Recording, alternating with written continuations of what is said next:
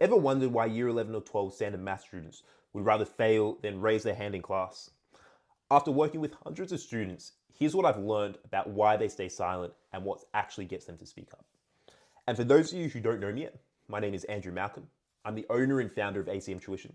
And in year 11, I failed math, and in year 12, I topped the state.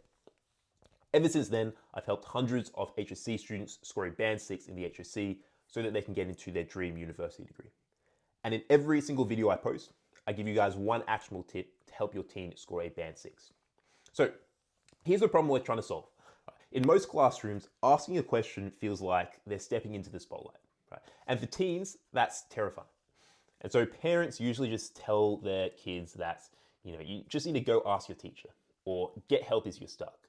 But that doesn't remove the fear of being judged.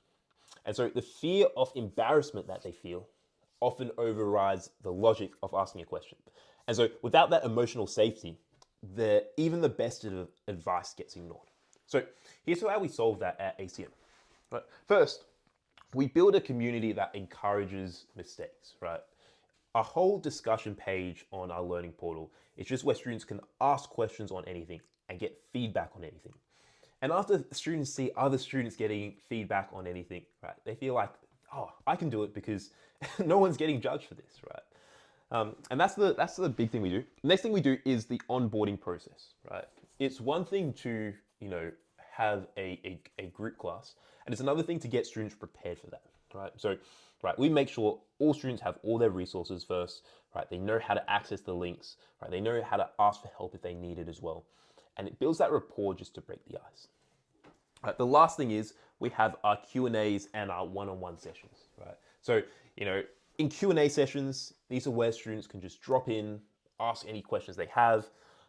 So it doesn't feel like they're just, being exposed to, like, they don't have to just put their hand up all the time. They can come to these drop-in sessions or book one-on-ones if they need any extra support that, they don't feel comfortable asking. Right? So this works because when students feel safe, they start to engage, right? And when they engage, they learn, right?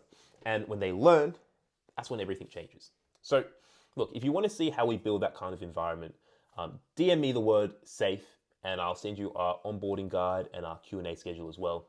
And it'll just give your kids a blueprint on how we can make the shy students feel heard and understood and supported. So let me know if you need anything, and drop me a DM.